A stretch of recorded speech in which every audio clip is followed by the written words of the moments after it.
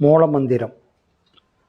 அன்பே சிவம், அறிவே தெய்வம், மனமே குரு, குருவே சரணம், தன்னை அறியும் அறிவே பூரணம். பெற்றோர் வணக்கம். அன்னையும் பிதாவும் முன்னறி தெய்வமாய் அனுதினம் தொழுவது நம்முதல் கடமையாம். உமதருளால் குருகருள் பெறுவேனே, குருகருளால் உலகை அறிவேனே. மகரிஷிகளின் அருளொளி பெற எனக்கு உரு கொடுத்த தாயே தந்தையே, அன்னையும் பிதாவும் முன்னறி தெய்வமாய் அனுதினம் தொழுவது நம்முதல் கடமையாம். அன்னைக்கு வணக்கம், தந்தைக்கு வணக்கம், குரு வணக்கம். ஓம் ஸ்ரீ ஓம் சர்க்குரு பதமே சாபபாவ விமோச்சனம், ரோக அகங்கார துர்விமோச்சனம், சர்வதேவ சகல சித்த ஒளி ரூபம், சதுரயுக சத்குருவே அகஸ்தியர் கிறந்த கர்த்தாயா போற்றி. குருவே சரணம். இறைவணக்கம். அண்டபிண்டம் நிறைந்து நின்ற அயன்மாள் போற்றி, அகண்ட பரிபூரணத்தின் அருளே போற்றி, மண்டலம் சூழ் ரவி மதி சுடரே போற்றி, மதுரை தமிழோதும் அகஸ்தியரே போற்றி, எத்திசையும் புகழும் எந்தன் குருவே போற்றி, இடகலையின் சுழுமுனையில் கமலம் போற்றி, குண்டலனிக்குள் அமர்ந்து நின்ற குகனே போற்றி, குருமுனியின் தாளினை எப்போதும் போற்றி போற்றி. இறைவா போற்றி. மெய்யன்பர்களே, உங்கள் அனைவருக்கும் சித்த ஞான மார்க்கத்தின் சார்பாக வணக்கத்தையும் வாழ்த்துக்களையும் தெரிவித்துக் கொள்கிறேன். வாழ்க வளமுடன். பல ஊர்களிலிருந்து, ரொம்ப தூரத்திலிருந்து வந்திருக்கிறீங்க. மனம் ரொம்ப மகிழ்ச்சியாக இருக்குது. பெங்களூரு, அப்புறம் உங்களுக்கு தருமபுரி, நாமக்கல், சேலம், இந்த மாதிரி இடத்துலேருந்து வந்திருக்கிறீங்க. அதனால் ரொம்ப மன மகிழ்ச்சியாக இருக்குது. காலையில் உபதேச கிளாஸை பற்றி விளக்கினேன்.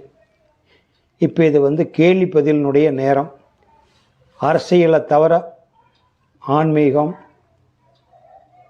அறிவியல், உளவியல், பொது வாழ்வு, எந்த சமாச்சாரமாக இருந்தாலும் கேளுங்க. என் குருநாதர் விளக்கியதை நான் உங்களுக்கு விளக்குறேன். அறிவின் தெளிவே ஆன்மீகம்னு சொல்லுவார் என் குருநாதர். அறிவில் தெளிவு எந்த அளவுக்கு பெறுறோமோ அது வரைக்கும் ஆன்மீகம். என்ன கேளுங்க ஐயா. உங்களோட யூடியூப்ல இல்லாததே இல்லை, எல்லாமே கேட்டாச்சு. புதுசாக கேட்க எதுவுமே இல்லை. சரிங்க, எல்லாமே கேட்டாச்சு. ஆனால் எனக்கு நான் பெரிய அந்த எல்லாருக்கும் கேட்டேன் அந்த மாதிரிலாம் இல்லை. கொஞ்சம் நான் இந்த எனக்கு எப்போ ஒரு மனுஷனுக்கு இந்த மாதிரி இத்தனை காலம் ஆன பின்னாடி எனக்கு ஒரு 43 வருஷம் நான் தொடும்போது தான் எனக்கு இந்த மாதிரி ஒரு இதே வந்துச்சு. புண்ணியம் பண்ணியிருக்கிறீங்க. நீங்கள் 6 எட்டில் தெரிஞ்சுக்கிட்டீங்க. போன மாதம் ஒரு 10வது எட்டோடு ஃபோன் பண்ணி கேட்குது. 10 எட்டில் 10 எட்டு எவ்வளவு? 80. நீங்கள் யூடியூப்பே பாருங்கள் போதும்.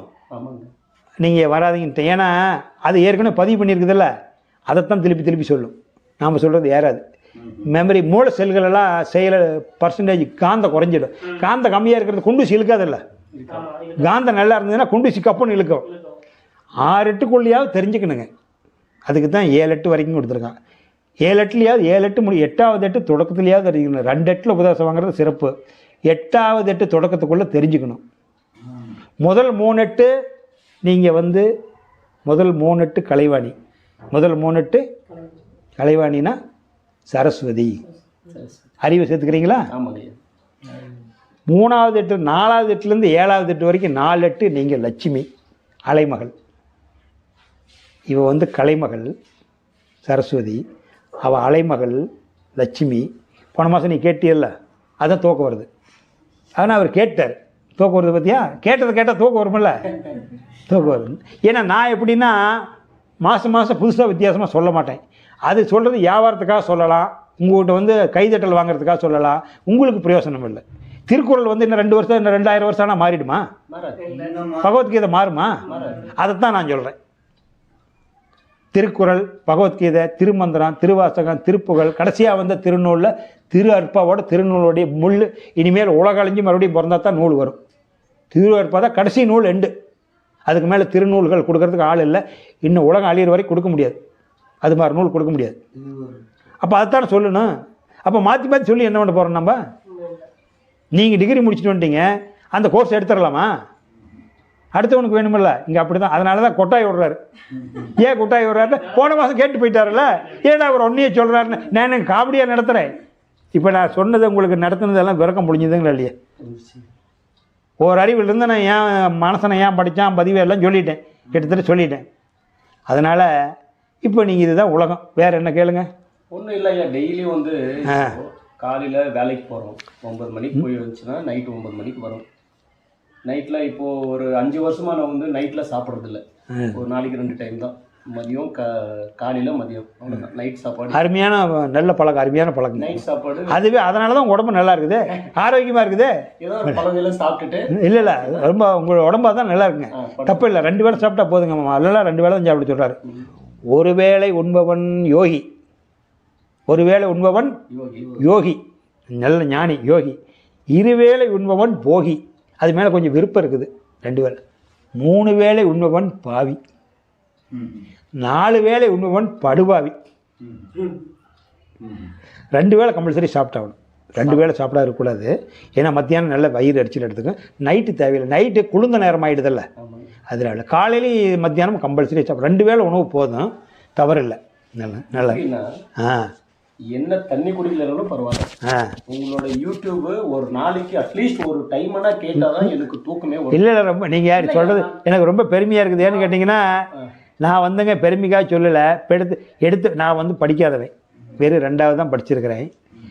எனக்கு படிக்க தெரியாது. இப்போல்லாம் புஸ்தகத்தெல்லாம் வச்சுருக்கிறேன் பார்த்தீங்கன்னா, அதை பார்த்து எனக்கு சொல்ல தெரியாது. நானும் அந்த புஸ்தகத்தை ஒரு மரியாதையாக வச்சுருக்கிறேன். திருமந்திரம், காகப்பு ஜெண்டரு எல்லாம் ஒரு 10,000 ரூபாய்க்கு மேலே நூல் வாங்கி வச்சுருக்கிறேன். ஆசிரமத்தில் இருக்குனுங்கிறதுனால உங்கள் மாதிரி யாராச்சும் வந்தால் எடுத்து பார்த்துக்கலாம். அதில் இருக்கிறது எல்லாமே நான் யூடியூப்லேயே வந்துருச்சு. இல்லை, இப்போ யூடியூப் தானே பெரிய குருநாதர். அதில் போட்டு கேட்டு என்னுடைய மனப்பாடம் நான் பண்ணி வச்சுக்கிறேன். அதனால் நாம் வந்துங்க இறைவன் அடையணும். நான் சொன்னதையே தான் திருப்பி சொல்கிற மாதிரி இருக்கிறேன். இந்த மாதம் வர்றவங்களுக்கு அது புதுசு. அதை பற்றி அவனை காலையில் இல்லை. நெட்டில் காசு வாங்கணும், பிடிக்கணும், சம்பாதிக்கணுங்கெல்லாம் மாற்றி மாற்றி சொல்ல நான் விருப்பம் இல்லை. இப்போது ராமானுஜர்ன்ட்டு நீங்களே சொல்லியிருக்கீங்க, எனக்கு தெளிவுக்காக நான் கேட்குறேன். ராமானுஜருக்கு வந்து அந்த முக்தி அடைகிறதுக்கு அவர் குருநாதர் ஒரு ஞானம் கொடுத்தாங்க இப்படின்ட்டு. ஆனா யாருக்குமே திருக்கோத்தி நம்பி யாருக்குமே சொல்லக்கூடாதுன்னு சொன்னாரு. ஆமா, அவரு மேல ஏறிட்டு எல்லாருக்குமே நமோ நாராயணாயா சொன்னார் அவரு. ஸோ அது வந்து ஒரு கடவுள் தன்மையில இருக்கும்போது அது சரிதான்.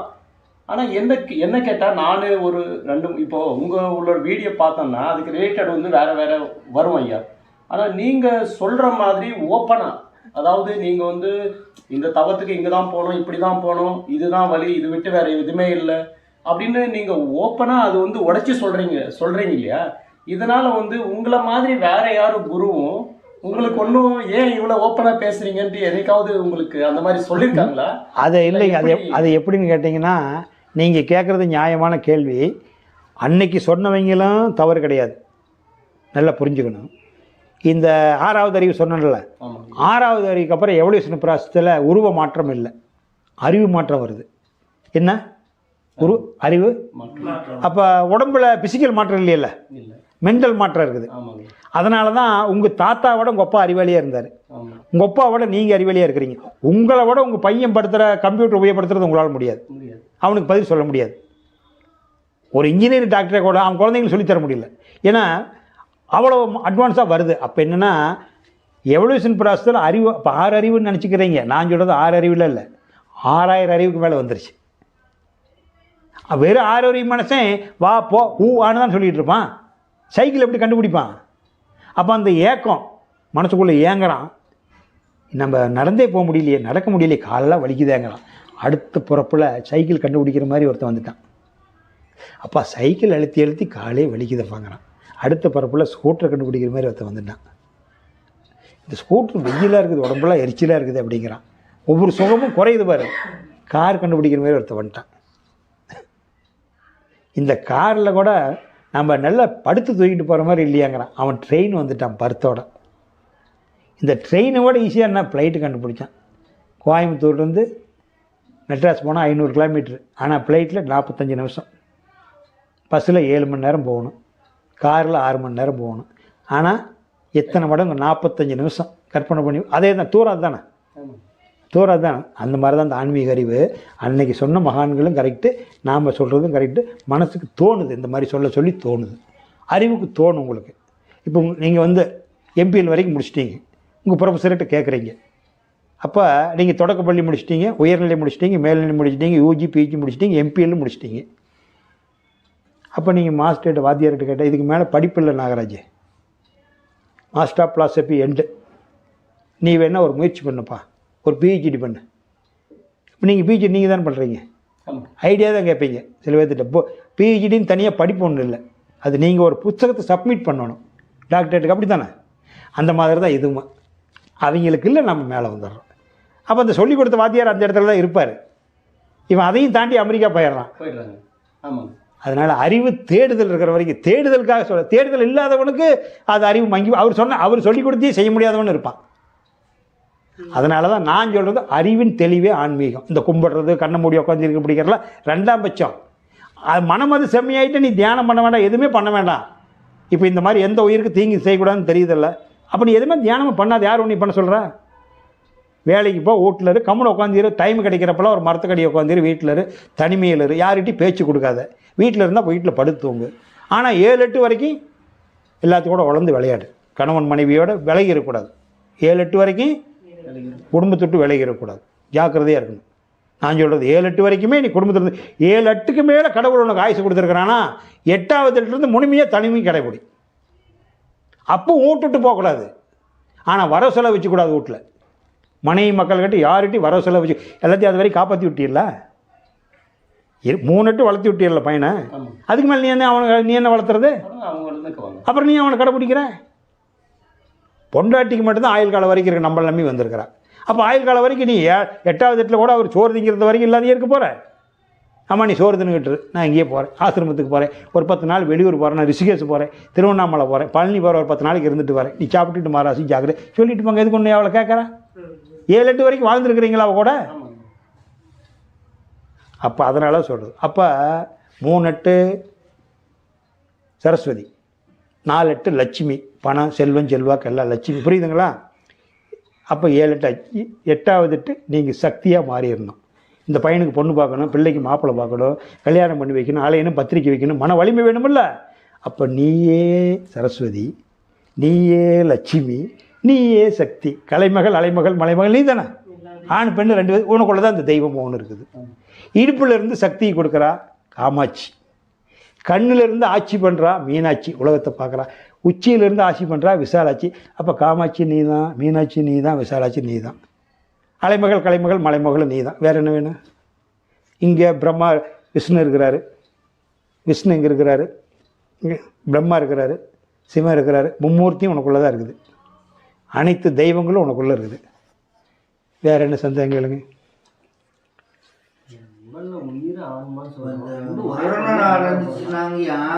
உயிர் வேற, ஆன்மா வேற.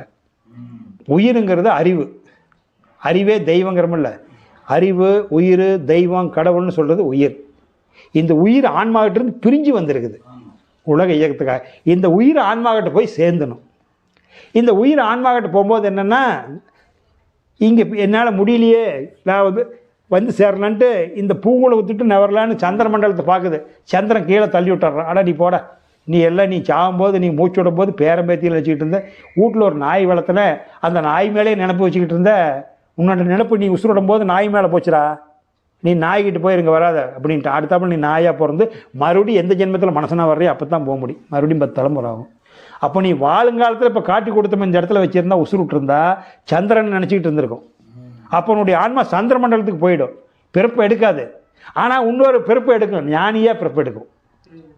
அடுத்தாப்பில் எடுக்கிற பிறப்பிலிருந்தே வள்ளலார் மாதிரி நீ கல்யாணம் வேண்டான்னு சொல்லிடுவேன், ராமகிருஷ்ணர் மாதிரி வேணும்னு சொல்லிடுவேன், வேண்டான்னு சொல்லிடுவேன். இயல்பாகவே உனக்கு அந்த நினப்பு வந்துடும். கல்யாணம் பண்ணிக்க மனசு வராது, பண்ணிக்க சொன்னாலும் பண்ணிக்க மாட்டாங்க. பொண்ணு தேடி பொண்ணு கிடைக்காத போய் கல்யாணம் பண்ணுறது விட்டு நானும் கல்யாணம் பண்ணிக்கலைங்க அப்படியே இருந்துட்டுனா அவனுக்கு பொண்ணு கிடைக்கல, அவனுக்கு கொடுக்கல, அது பெருமையும் இல்லை. எல்லா தகுதியும் இருந்து கல்யாணம் பண்ணி சொல்கிறாங்கல்ல, அவன் மனசு ஒத்துக்காது. அங்கே வந்து இறையர்கள் அவனுக்கு பூந்துக்கிச்சு. போன பிறவியில் ஏதோ ஒரு மகான் வந்து இங்கே பூந்துக்கிட்டான், அவன் கல்யாணம் பண்ண அந்த பிறவியை எடுத்துரும். இது வந்து சாமீபம். அந்த பிறவியில் சாரோபம் போயிடுவான், விஸ்வரூப தரிசனம். அப்போ சாலோபம் பூவுலக வாழ்க்கை, சாமீபம் சந்திரமண்டலம், சாரூபம் சூரிய மண்டலம் கடந்து விஸ்வரூப தரிசனம், சாயுத்தியம் சிவநிலை போய் அடையிறது. அந்த நிலையை அடையணும். 66 வயசில் திருநாவுக்கரசர் கைலாயத்துக்கு மலை ஏறாருல, தவுந்து திருவருச்செல்வரில். அந்த 6 வயசில் ஞானசம்பந்தர் பாட்டு பாடுறாருல. 6 வயசு குழந்தை பாட்டுனா கதவு திறக்கிறது 2 வரியில், இவர் 8 வரி பாடுறாரு கதவு திறக்கிறதுக்கு. அப்போ என்ன ஆச்சு, அந்த குழந்தை போன ஜென்மத்தில் இவர் மாதிரி 70-80 வயசு வாழ்ந்தவனுடைய உயிர் இந்த குழந்தைகிட்ட வந்து பூந்துக்குச்சு. சில குழந்தைங்க திருக்குறள் சொல்லுதுங்கிறாங்கல்ல, முழுவதுமே 8 வயசு 10 வயசு குழந்தைங்க. 10 வாத்தியார் சொல்லி கொடுத்தாலும் எப்படி பதியும் அந்த பையனுக்கு? 10 வாத்தியார் சொன்னாலும் பதிஞ்சிருமா ஒரு குழந்தைக்கு? இயற்கையாக அந்த அறிவு இருந்திருக்குது, அந்த செல்களில் வந்துருச்சு, அந்த செல்களோட பிறந்துருச்சு. அது எதை சொன்னாலும் காந்த மாதிரி பிடிச்சிக்கும். அதனால் பிறப்பால் வர்றது. உயிர் மேலே நினைப்பு இருக்கணும். நீ வீட்டில் இப்போ நாய் வளர்த்துற, பேய் வளர்த்துற, அதில் இருந்துட்டா. அதனால தான் சொல்கிறாங்க பற்றுக பற்றுக பற்றற்றானை பற்றற்று பற்றுக. அந்த ஒரு 8க்கு மேலே ஓம் நமோ நாராயணாய நமோ நாராயணாய, ஓம் சிவசிவா சிவசிவா சிவசிவா சிவசிவா, இதெல்லாம் 8க்கு மேலே இந்த நினப்பில் இருக்கணும். நமோ நாராயணாய. வைணவரா நமோ நாராயணாய நமோ நாராயணாய, ஓம் சிவசிவா சிவசிவா சிவசிவா சிவசிவா, ஏதோ ஒன்று நினச்சிக்கிட்டு நீ, அல்லது ஓம் ஓம் ஓம் ஓம் எதையோ சொல்லிகிட்டு இருந்தீங்கன்னா அது எங்கே ஓம் உற்பத்தி ஆகுதோ அங்கே போயிடும்.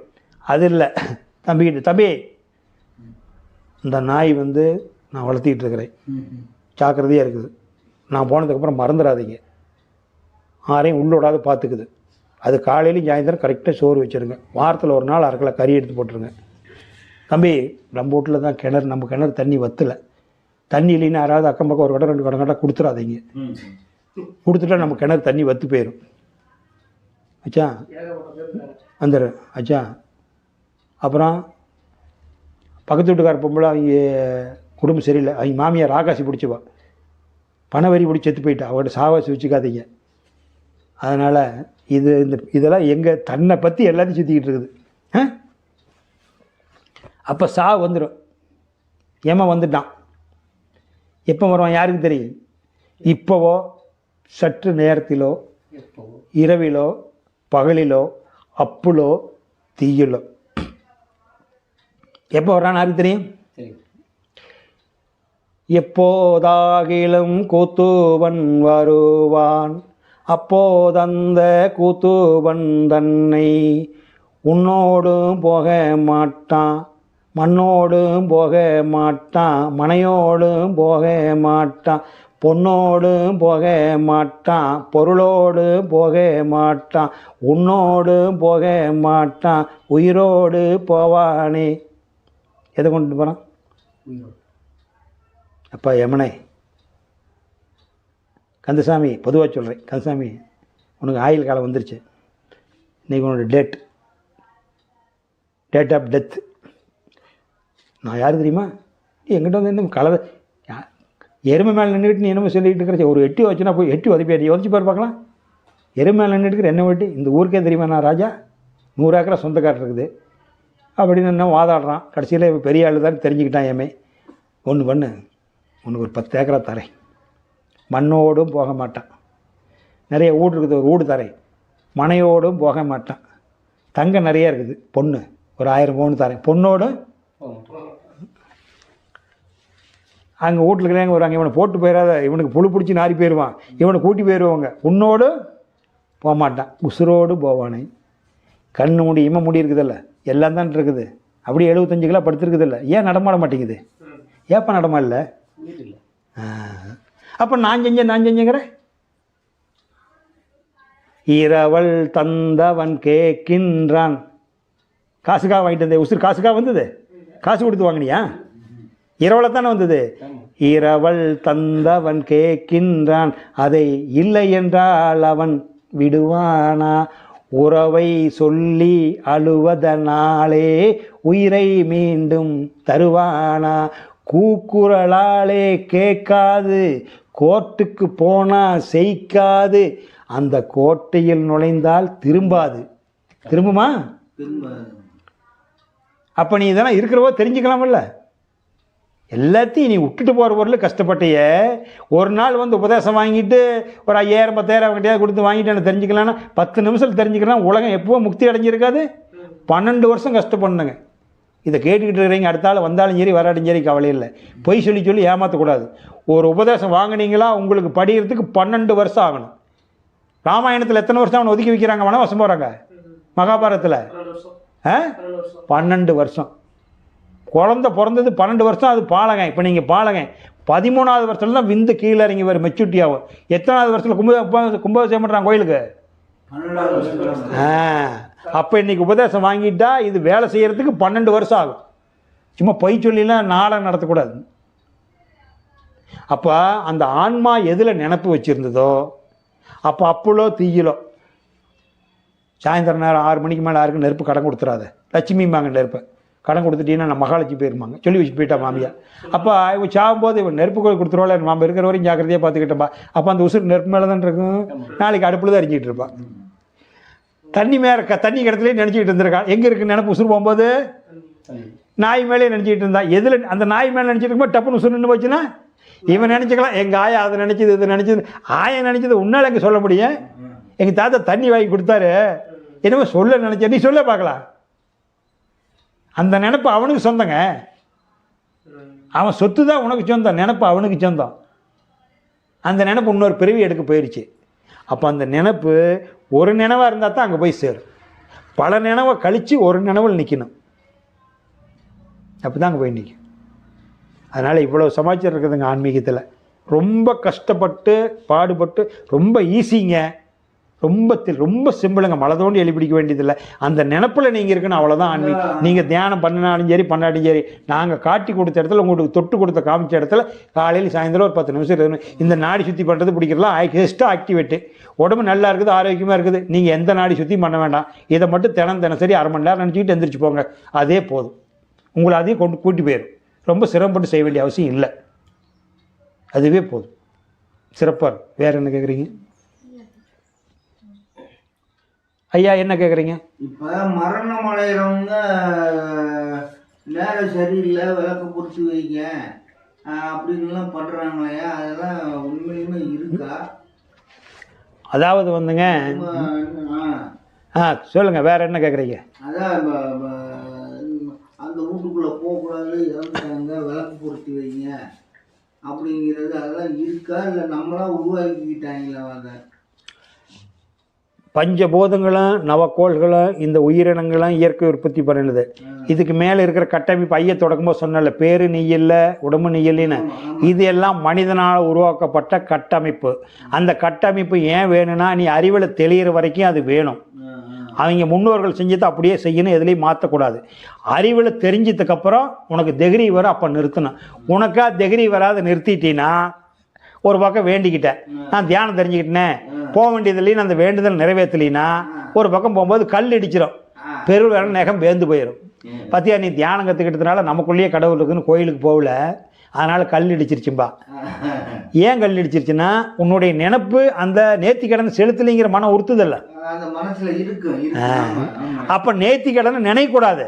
நீ நினச்சா அதை நிறைவேற்றிடணும். சாமி ஒன்றும் பண்ண போகிறதில்ல, அது அங்கே தான் இருக்குது. நீ எடுத்தான்னா எடுக்காட்டினா அதுக்கு என்ன இருக்குது?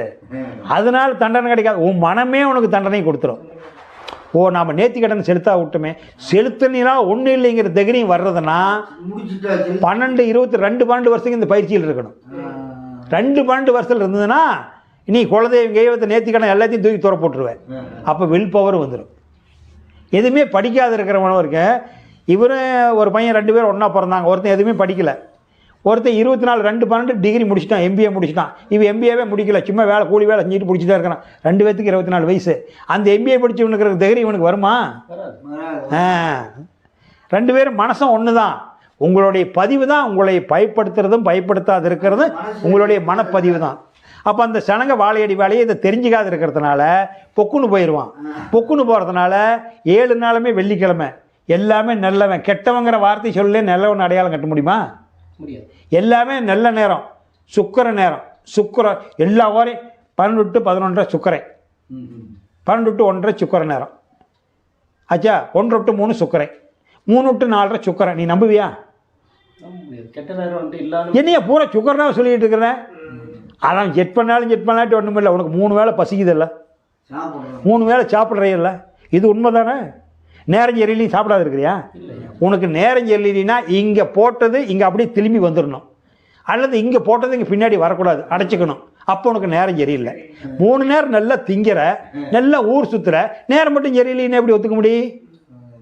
என்ன அத்தியாயம்? அந்த கட்டமைப்பு எதுக்குன்னா நீ சோர்ந்து போகக்கூடாது. அதோட வீட்டில் ஒரு உசுறு அடக்கமாயிடுச்சே, எப்படி என்ன பண்ணுறது? நீ ஒன்று செத்து போயிடுச்சே, நாமளும் இப்படி செத்து போயிருமான்னு இவனுக்கு அருமையாதவனுக்கு பயம் வந்துடும். அப்போ என்னென்னா, அது கவலைப்படாதப்பா, அது வந்தவங்க ஒரு நாளைக்கு போகத்தான் செய்வாங்க.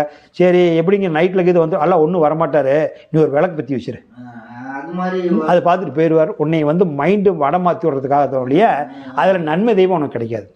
நன்மை தெய்வம் உன்னுடைய செய்கிற செயல்பாட்டில் தான் இருக்குது ஒழிய நீ வழிபாட்டு முறையில் நல்ல செயல் நீ செய்கிற, வெளியே ஒரு கோயில் கட்டி வைக்கிறிய, கும்பாபிஷேகம் பண்ணுறிய, என்ன பண்ண, இதெல்லாமே நல்ல செயல்.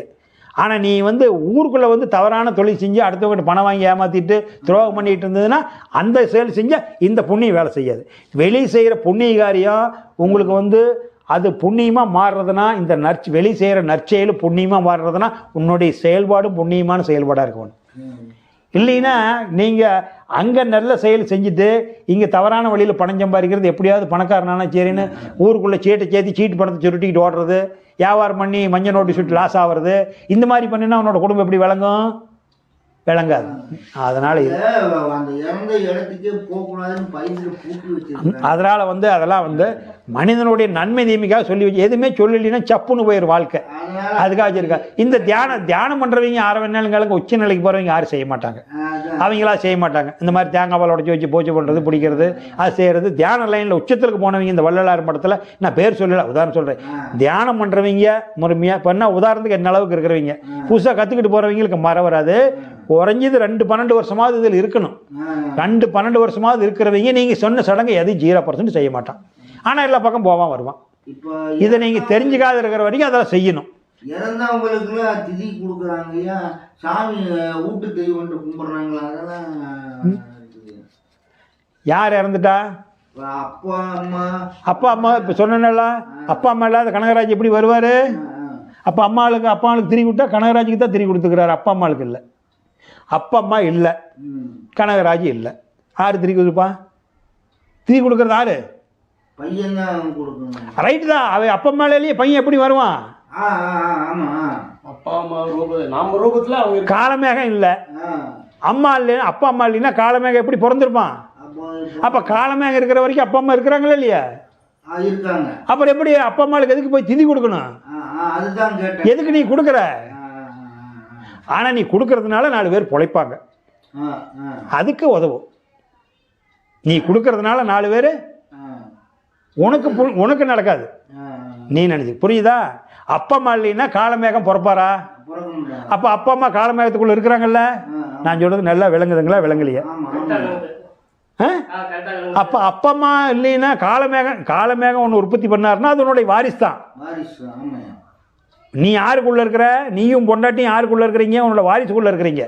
நீங்க இல்லை, நீயும் உங்கள் வீட்டுக்காரையும் உன்னுடைய வாரிசுக்குள்ள இருக்கிறீங்க. புரியுதா? புரியுதா நான் சொல்கிறது?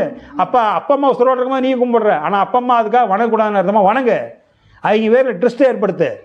ஏற்கனவே சொல்லிருக்கிறேன், வருஷம் கண்டா 1000 பேத்துக்கு சோறாக்கி போடு, துணிமணி எடுத்து கொடு, திதி கொடுக்காது. திதி கொடுத்தா அவங்க இல்லைன்னு அர்த்தம். அவங்க நான் கேட்குறது இது என்னுடைய ஐடியா, நீங்கள் செய்கிறது செய்யுங்க, நான் வேண்டான்னு சொல்லலை.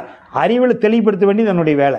சரி, திதி கொடுக்கறதுனா ஒரு பொருள் இல்லைன்னு தான், இல்லாதவங்களுக்கு தான் திதி கொடுக்குறோம். அப்பா அம்மாவுக்கு நீ கொடுக்குறங்கிற நீ கேட்டது. உன்னுடைய அப்பா அம்மா இல்லைன்னா நீ எப்படி வருவ? நான் சொல்றது நல்லா தமிழில் தானே சொல்கிறேன். அப்பா அம்மா இல்லைன்னா நீ எப்படி வருவ? அப்போ நீ இருக்கிற போது உனக்குள்ள அப்பா அம்மா இருக்கிறாங்கல்ல, ஏன் அவங்களுக்கு திதி கொடுக்குற? அப்போ அவங்க நினைக்க வேண்டாம்னு சொல்கிறீங்களா? அவங்க பேர் ட்ரஸ்ட்டை ஏற்படுத்து, வருஷம் கண்டா 1000 பேத்துக்கு சோறாக்கி போடு.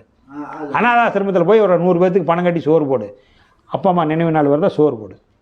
அவங்க உடம்பு மறைஞ்சிருச்சு, உனக்குள்ளே இருக்கிற இந்த உடம்பு கொடுத்துட்டு போயிட்டாங்கப்பா.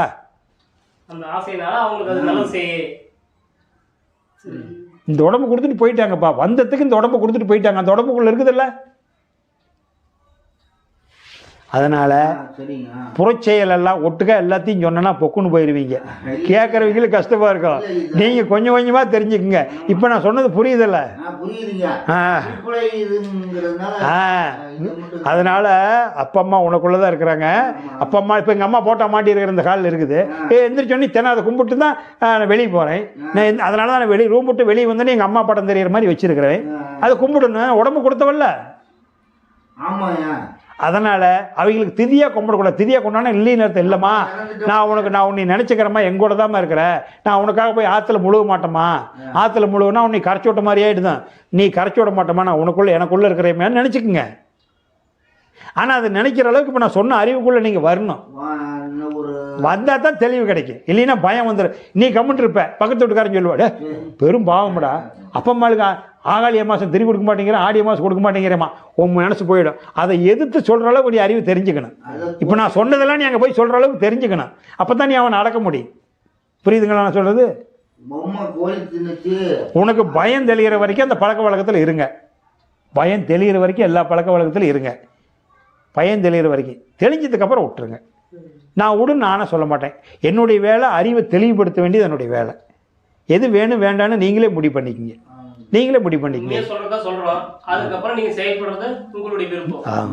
ஆனால் அந்த கட்டமைப்புலாம் இல்லைன்னா மனசன் காட்டு மனதனாவே இருக்கிறான், சிக்குண்டு போயிடுவோம். அந்த கட்டமைப்பு வேணும். இப்போ ஏற்றத்தாழ்வு நிறைய இருக்குதில்ல இன்றைக்கி உலகத்தில்.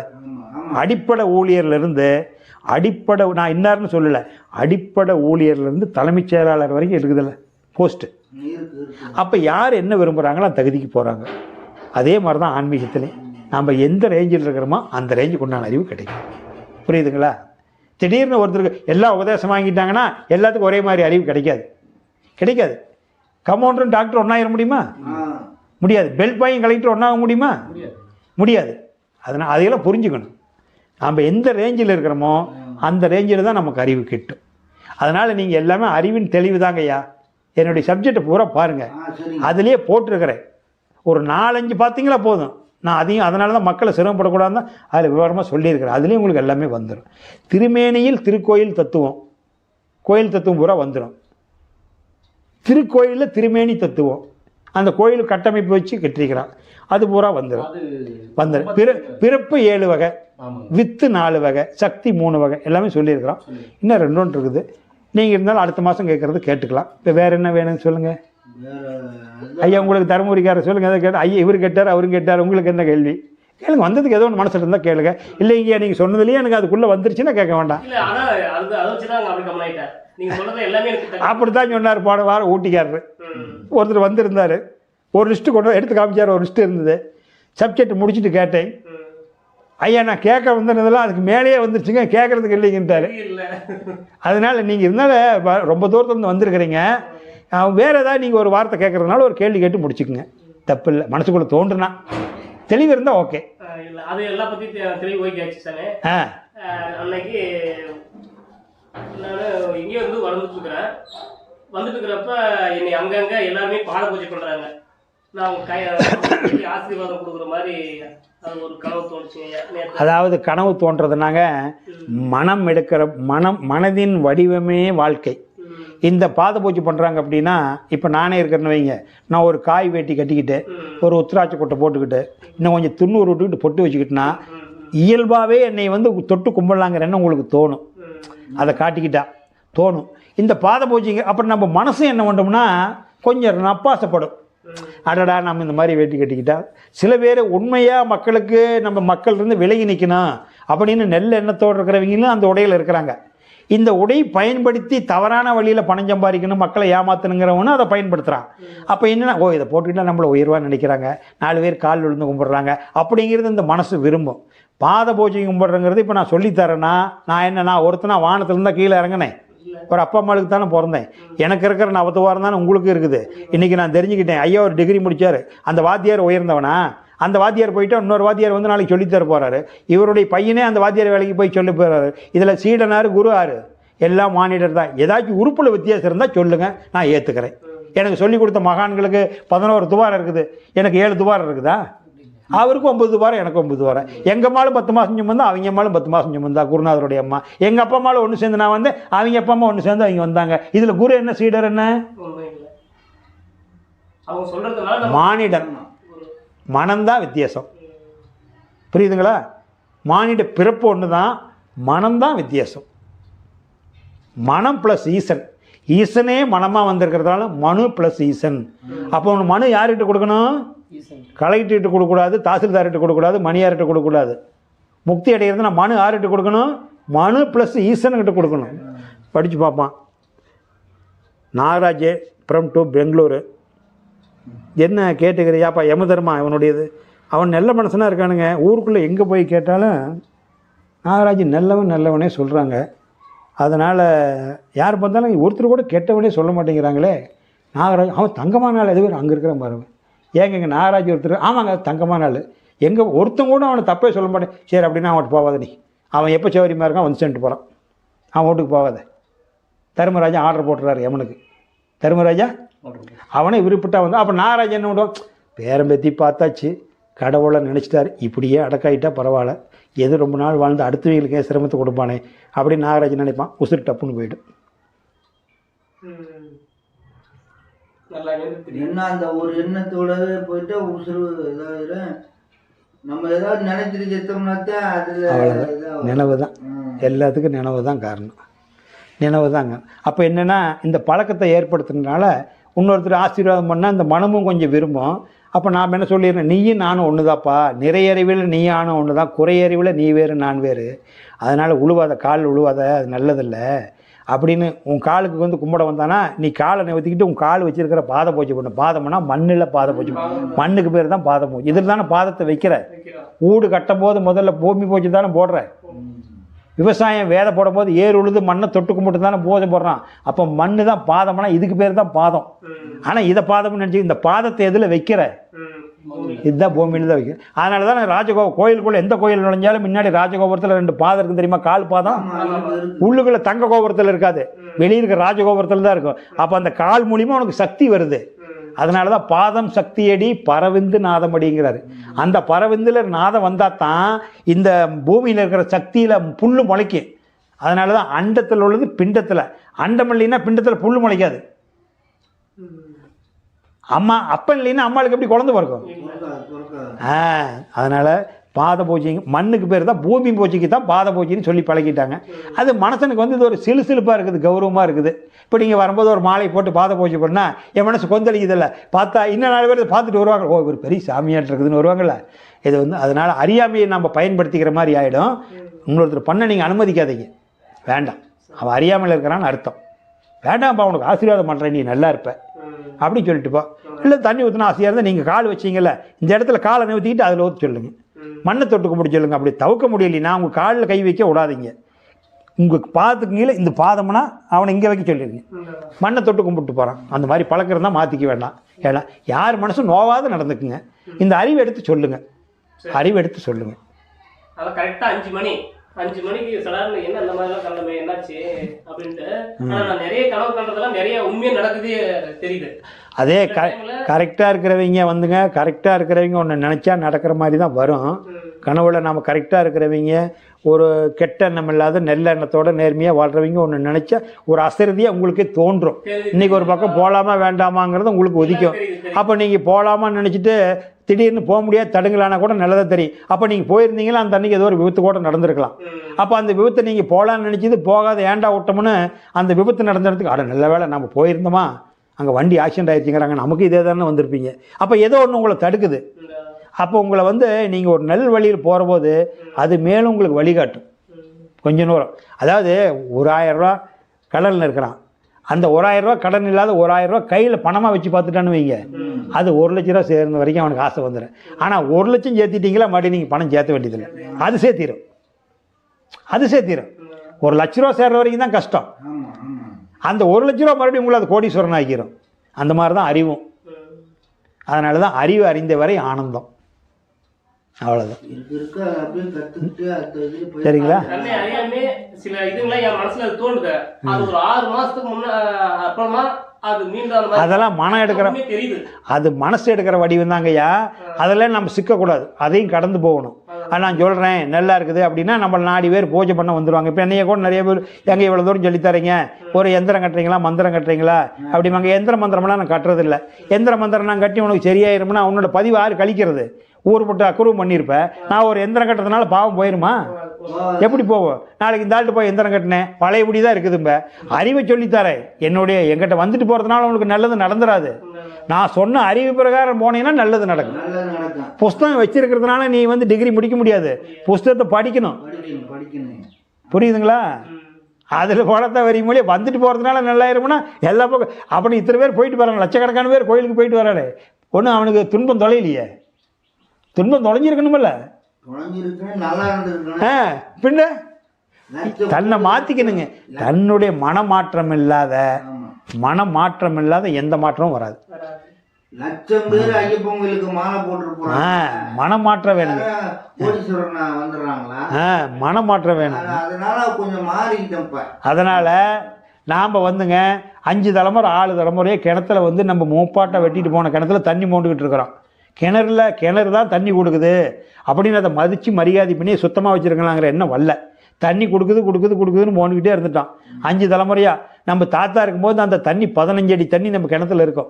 பக்கெட்டு விட்டீங்களா, பக்கெட்டு 15 அடி ஆழம் போகும் அடியில் போய் கல்லில் இடிக்கிறதுக்கு. இப்போ 1/2 அடி இருக்குது. எவ்வளோ இருக்குது? அப்போ 15 அடி சேர் நம்பி போச்சு. பக்கெட்டு 1/2 பக்கெட்டு கூட இறங்க மாட்டேங்குது. பக்கெட்டு விட்டால் பக்கெட்டு மடங்குது. ஏன்னா பக்கெட்டு மடங்குதுன்னு பார்த்தா வெறும் சேராக இருக்குது. இப்போ தூர் வரணுமே இல்லையா? அந்த தூர் வாருங்க உங்களை. தூர் வாரதான் இப்போ தவம் கற்று கொடுத்துருக்குது. அதுதான் தூர் வார். டெய்லியும் தவம் பண்ணுற மாதிரி நினச்சி அப்போ அந்த கெட்ட எண்ணமெல்லாம் வருதில்ல. நீங்கள் என்ன மனசு அலைவாயதுக்கு குறுக்கோடுதுன்னு சொல்லாதீங்க. அது போயிட்டு போகுது. அது கடந்துருங்க. அது வெளியே போயிடும். அது எட்டி பார்க்கும். ஃப்ரெண்டு கூப்பிட்றான் போகலாம் சபரிநாத்து சாயந்தரம் போகலாம் 4 பக்கம் 4 மணிக்கு 1 மணிக்கு பக்கம் சோழம் சொல்லியிருந்து தெரியுமா? ஆளுன்னு வரமாட்டேங்கிறேன்னு அதை ஞாபகப்படுத்தும். சபரிநாத் 4 மணிக்கு என்கிட்ட வரணும் சொல்லியிருந்தேன். நீ என்ன சொன்னாலும் எந்திரிக்க போகிறதில்ல. இந்த இடத்த விட்டு எந்திரிக்க மாட்டேன் மனமே. நீ எத்தனை நைட்டு என்னுடைய குறுக்க டிஸ்டர்ப் பண்ணாலும் எந்திரிக்க மாட்டேன். கண்டிப்பாக இருப்போம். அது எந்த விருந்தாரிஞ்சாக இருந்தார். அது தங்க பசுபத்தியாக கொடுத்தாலும் எந்திரிக்க போகிறதில்ல அப்படின்னு சொல்லி வயல்கட்டாயமாக அந்த 30 நிமிஷம் பிட் பண்ணி உட்காந்து எந்திரிச்சின்னா ஒரு 10 நாளைக்கு அந்த மனசு அலைவாய். 11ஆம் நாளைக்கு அந்த எண்ணமே வராது. இவன் நமக்கு வேலை கொடுக்க மாட்டேங்கிறான். சென்னையில் கூப்பிடுவான். ஃப்ரெண்டு வா நாகராஜ் தட்டுவான். என்ன தட்டினாலும் விட்டுட்டு வெளியே வர மாட்டேன்னா அவன் 4 நாளைக்கு கூப்பிட்டுருவான். அப்புறம் கூட இருப்பான். கொஞ்சமாவது உனக்கு வெக்கம் இருக்குது இல்லையா? நீ 10 நாளாக கூப்பிட்டுட்டு இருக்கிற வரமாட்டேங்கிறான். ரூம் விட்டு வெளியே வரமாட்டேங்கிறான். மறுபடியும் நாகராஜன் கூப்பிட்றேன். இனிமேல் நானும் கூட வரமாட்டேன்னு இன்னொரு அவன் என்ன பண்ணா, சரி இந்த ஃப்ரெண்டு பிச்சுக்கிட்டு போயிட்டான் ஒன்று விட்டுட்டு அவன் கூட போயிடுவான். அப்போ நீ சுத்தமாயிருவேன். நான் சொல்கிறது விளங்குதா? இல்லை கொஞ்சம் வயராய்க்குமா இருந்துட்டா இந்த மாதிரி விளக்கம் நிறையா தான் இருக்குது. ஒரே நாளில் சொல்ல முடியுமா? அப்போ முடிச்சுக்கலாம். நிறைய பண்ணிக்கலாங்களா? இல்லை வேற ஏதாவது கேட்க விரும்புறீங்களா? ஏன்னா உங்களுக்கு நீங்களாம் பக்கமாக இருக்கிறீங்க. சபரிநாத்து நீங்களும் மாசம் தராத வாங்க. நீங்கள் மாசம் தராத சும்மா உட்காந்து கேட்டுட்டு சாப்பிட்டு போங்க. எனக்கு அது போதும். நீங்கள் பணம் கொண்டாந்து கொடுக்கணுங்கிற அவசியம் இல்லை. முடிஞ்சால் உங்களால் முடிஞ்ச ஏதாவது செய்யுங்க ஆசிரமத்துக்கு. நான் சும்மா தான் இருக்கிறேன். நான் சம்பாதிக்கிற வழி இல்லை. சஷ்டி எடுத்து பூர்த்திக்கு மேலே நான் எதுவும் பொருளாதாரத்துக்கு போகிறதில்ல. இதை செஞ்சுக்கிட்டு இது இருக்கிறேன். ஆனால் என்னுடைய கடமையை முடிச்சுட்டு நான் சொல்லித்தரேன். கடமையை நிறைவு பண்ணிவிட்டு நான் செய்கிறேன். ஆச்சுங்களா? மற்றவங்களாம் பொண்டாட்டி பிள்ளைங்களை தவிக்கி விட்டுட்டுலாம் சொல்லித்தரல. என் மனம் நிறைவடைஞ்சது நான் சொல்லித்தரேன். 33 வருஷத்துக்கு பாடுபட்டுருக்கிறேன். 33 வருஷம் ஆன்மீக பயிற்சியை வச்சு உங்களுக்கு சொல்லித்தரேன். என்னுடைய 30ஆவது வயசுலேருந்து கற்றுக்கிட்டேன். 61ஆவது வயசில் சொல்ல ஆரம்பித்தேன். 61ஆவது வயசுக்கு மேலே சஷ்டி எடுத்து பொறுத்திக்கு அப்புறம் பொருளிட்டு நான் போகல. அதுக்கு போனால் சொல்ல முடியாது. போதும் நமக்கு. நம்ம ஒரே ஒரு கேள்வி. நீங்க இந்த மார்க்கத்துக்கு வரும்போது நீங்க சொல்லிருக்கீங்க ஒரு வீடியோல, நான் பிரேஸ்லைட் போடுவேன். ஆமா ஆமா போட்டு இருப்பேன். கழட்டுன்னு சொன்னாரு. அன்னைக்கு கழட்டி கொடுத்ததுதான் இது வரைக்கும் நான் எதுவுமே தொடல. ஆமா. இந்த இடத்துக்கு உங்களுக்கு சாப்பிடறதுக்கு இல்ல கஷ்டம் ஆயிடுச்சு, ஏதோ ஒரு இல்ல ஃபெயிலியர் ஆயிடுச்சு, வாழ்க்கையை வெறுத்துட்டு அப்புறம் வந்த மாதிரி எனக்கு தெரியல. நீங்க கரெக்டான ரூட்ல போகும்போதே நீங்க இந்த ரூட்டுக்கு வரணுன்றது எப்படி ஐயா உங்களுக்கு வந்துச்சு? அது எனக்கு சின்னதுலயே கடவுள்னா என்னன்னு தெரிஞ்சுக்கணுங்கிற எண்ணம் தோணுச்சுங்க. அது அப்படித்தான் ஒருத்தருக்கு தோணும். அதனால் இயல்பாக எல்லா கடவுள்களும் நான் முதல்ல நிறையா திருப்பதிக்கு போவேன். வருஷம் 2-3 ட்ரிப்பு. சரிங்க. பழனிக்கு 2-3 ட்ரிப் போவேன். முருகன் கோயிலுக்கு அதிகமாக போவேன். அந்த மாதிரி உருவ வழிபாட்டில் தீவிரமாக இருக்கிற போது தான் ஒரு நாள் உருவ வழிபாட்டை பற்றி சொல்லித்தராங்கன்னு ஒருத்தர் சொன்னார். அப்போ ஏன்னா இத்தனை கோயில் குளம் இருக்குது, கடவுளை பற்றி சொல்கிறாங்கன்னு அருவ வழிபாடு, கடவுளை காணலாம், கடவுளை அப்படின்னு ஒருத்தர் சொல்லித்தராருன்னு சொன்னாங்க. கடவுளை காணலான்னு அப்போ கடவுளை காணலாங்க அப்படின்னு தான் சொன்னாங்க. அப்போ நான் நாகராஜ் இல்லைன்னா கடவுள் இல்லை, நாகராஜ் இல்லைன்னா கடவுள் இல்லை, நாகராஜே இல்லை, கடவுள் யார் கும்பிடுவா? ஒரே வார்த்தை எல்லாத்துக்கும். அப்போ இன்னும் சிம்பிளாக புரியுற மாதிரி சொல்லிக்கலாம். நாகராஜுக்கு கூட தோணலாம், நான் இல்லைன்னா கூட கடவுள் இருப்பார் இல்லைங்க, நான் இல்லைன்னா கூட அப்படின்னு நினப்பு தோணலாம். இன்னும் மானிட பிறப்பு இல்லை, மானிட எறும்புலேருந்து யானை வரைக்கும் இருக்குது. அதுக்கு ஏதாச்சும் எல்லாம் ஓடு வேணுமா? இராணுவம் வேணுமா? கட்ட பஞ்சாயத்து வேணுமா? ஊர் பஞ்சாயத்து வேணுமா? அதுக்கு பொண்ணு மாப்பிள்ளை பார்க்கணுமா? வளகாப்பு கொடுக்கணுமா? சண்டை வந்து கைக்கு காப்பு போடுவானா? அது பாட்டுக்கு வந்துட்டு போகும்ல. எவ்வளோ அமைதியாக போனாலும் அதனால் உங்களுக்கு என்னென்னு கேட்டிங்கன்னா, எனக்கு அந்த சின்ன வயசுலேயே தோணத்தினால என்னாச்சா நமக்குள்ளே தான் கடவுள் இருக்கிறாருன்னு, அப்படின்னு நமக்குள்ளே இருக்கிற நானே கடவுள்னு சொல்லக்கூடாது. நான் கடவுள்னா அந்த அதுக்கு தான் அந்த அம்புக்குறி போட்டுப்பாங்க, கேள்விக்குறி. நான் கடவுள், எனக்குள்ளே இருக்கிற நான் கடவுள், எனக்குள் நாகராஜுக்குள்ளே இருக்கிற நான் கடவுள். நான் தான்ப்பா கடவுளை உன்னை இயக்கிறேன், நான் தான் நாகராஜ் எனக்கிறேன்னு அது சொல்கிற மாதிரி நீங்கள் கேட்கணும். நீங்கள் நான் இல்லை, உன்னை இணுக்குதல ஒரு நான், அந்த நான், அதுதான் நான், சொல்லி அதுதான் நான், நான் கடவுளே அப்படின்ட்டு. இப்போ வந்து இத்தனை வருஷமா வாழ்ந்துட்டோம். இப்போ இந்த அட்லீஸ்ட் இந்த இடத்துக்கு இப்பாவது வந்திருக்கிறோம் நாங்கள். இது வந்து திடீரென்று நம்மளோட லைஃப் முடிஞ்சிச்சுன்னா நெக்ஸ்ட்டு தெரியாது, என்னவோ பிறக்கிறோன்னு தெரியாது. அட்லீஸ்ட் மனுஷனாவே பிறந்தா இது கொஞ்சமாவது கண்டினியூட்டி ஆகுமாயி. இப்போ நம்ம தப்பே பண்ணிட்டு ஏதோ ஒரு இதில் ஆகிட்டோம், இப்போ வந்து புரிஞ்சுட்டு வர அளவுக்கு தெளிவு வந்துருக்கும். அடுத்த இதில் அந்த தெளிவு அப்படியே கண்டினியூ ஆகுமா? திருப்பி தப்பு பண்ணி திருப்பி தெளிவுபட வர்ற மாதிரி வாழ்க்கை கிடைக்குமா? எப்படி ஐயா? கண்டிப்பாக இதில் வந்து நீங்கள் தொடர்ந்து தெரிஞ்சுக்கிட்டு பிரயாணம் பண்ணீங்களா? இப்போ தொடக்க கல்வியில் நுழைஞ்சிட்டீங்க, அது ஒரு எண்ட்டு வந்து எம்பிஎல் முடிகிற வரைக்கும் படிக்கணுங்கிற வைராக்கியத்தோட எம்பிஎல் முடித்தா அந்த எண்ட்டு முடிஞ்சிடும். இந்த பிறவியிலேயே தொடக்க கல்வியோடு நின்றுட்டா மறுபடியும் உயர்நிலைக்கு போய்த்தானே அவனு. அந்த தொடக்கப்பள்ளி படித்தவன் கல்யாணம் பண்ணி அடுத்த குழந்தை வைக்கும்போது நாம் தான் தொடக்கப்பள்ளியோடு நின்றுட்டோம், நம்ம வாரிசையாவது உயர்நிலை படிக்க வைக்கலாங்கிற என்ன வருமில்ல, அப்போ அது பிறப்பு எடுக்கும். அப்போ தொடக்கப்பள்ளி எல்கேஜிலேருந்து எம்பிஎல் வரைக்கும் முடிச்சிருந்தா உனக்கு எதுக்கு மறுபடியும் படிப்பு பற்றி நினைக்கிற? அப்போ நீ ஏதோ ஒரு சந்தர்ப்ப சூழ்நிலையெல்லாம் தெரிஞ்சுக்கிட்டு விட்டுட்டீங்கன்னா மறுபடியும் நீ பிறப்பு வேறு பிறப்பு சமுதாயத்தை 10ஓட போதணும்னா எடுப்பேன். இதையும் வைராக்கியமாக தொடர்ந்து 2 மாதத்துக்கு ஒருக்காவது சச்சங்கத்தில் தொடர்பு இருக்கணும். தவம் கற்றுக்கிறது இவ்வளோ கற்றுக்கிறது ஒரு கத்தான், தெரிஞ்சுக்கிட்டு விளக்கத்தை கேட்டுக்கிட்டு இங்கே உட்காந்து குருநாதரோடு உட்காந்து ஒரு தவமாவது கூட்டு தவம் பண்ணிட்டு போனால் உங்களுக்கு லிங்க் இருக்கும், அந்த வழிகாட்டி உங்களுக்கு அது கூட்டிகிட்டு போகும்.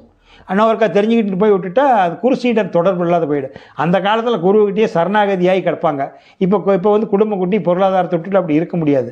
அட்லீஸ்ட்டு 2 பக்கமாக இருந்தால் மாதம் ஒருக்கா கலந்துக்கலாம், தூரமாக இருந்தால் 2 மாதத்துக்கு ஒருக்காவது சத்தியங்க தொடர்பு இருக்கணும். தொடர்பு இல்லைன்னா அதை கன்டினியூ பண்ண முடியாது, விட்டு போயிடும். பழையபடி அந்த பழக்க வழக்கத்தை நம்மளை இழுத்துரும். இங்கே வந்து இந்த சந்தேகத்தை கேட்க இங்கே தெளிவு கேட்கத்தான் சமுதாயத்திலேருந்து எவ்வளோ தூரம் விலகி வர்றீங்களோ அந்த அளவுக்கு இதுக்குள்ளே போகலாம். சமுதாயத்தில் எவ்வளோ தூரம் விரிஞ்சு போகிறீங்களோ இதுலேருந்து வெளியே போயிடுவீங்க. இவ்வளோதான் வித்தியாசம். சமுதாய தொடர்பு அதிகம் வச்சுக்கிட்டால் தவம் பண்ண முடியாது, சமுதாய தொடர்பு கம்மியாக இருந்தால் தவம் பண்ணலாம். தவம் பண்ணுறவங்களெல்லாம் பாருங்களேன், வேணால் தெரிஞ்சுக்கலாம். சமுதாய தொடர்பை எல்லாம் வச்சுக்கிட்டு எதையும் இழக்க மாட்டோன்னா தவம்னா என்ன, தியானம்னா என்ன, கடவுள்னா என்னன்னு தெரிஞ்சுக்கலாம், அனுபவிக்க முடியாது, உணர முடியாது. சரிங்களா? வாழ்க வளமுடன். எல்லா உயிர்களும் இன்புற்று வாழ்க, கொல்லா விரதம் குவளையமெல்லாம் ஓங்குக, நல்லோர் நினைவு நாடெங்கும் பரவுக, வள்ளல் மலரடி வாழ்க வாழ்கவே.